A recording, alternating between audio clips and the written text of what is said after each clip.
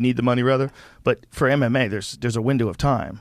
And that's why I think it's so important to judge a fighter by their best work. Like I always say, I mean, I don't want to say there's a GOAT, but for me, when anybody tries to say anything bad about Mike Tyson, I go, there was a window of time where Mike Tyson was the motherfucker of all motherfuckers. Oh, like you don't know. Chicken skin. You weren't around back then.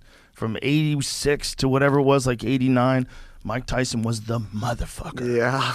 He was the motherfucker. He was the man. He was the man. He was terrifying. And you don't get it because you weren't around then. You know, and you got to think about a fighter like that from that time period. And how did he make you feel, right? It's not what they said, it's not what they did, it's how they made you feel. Yep. And he still can make us feel that right there. And we'll never, ever forget how he made us feel. Yeah, never forget.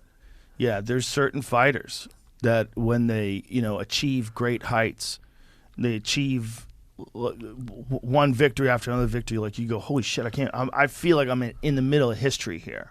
I feel like I've witnessing history. When Tito Ortiz and Ken Shamrock fought in the octagon the first time, and I felt like, remember that? I remember that. It was people huge. might think nothing of it today. You only, Tito fought Ken, who cares, Ken?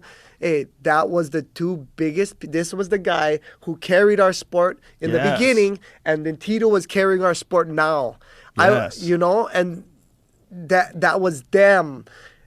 I'll never forget that feeling, watching them two look at each other in the octagon. My whole body has chicken skin over it right now.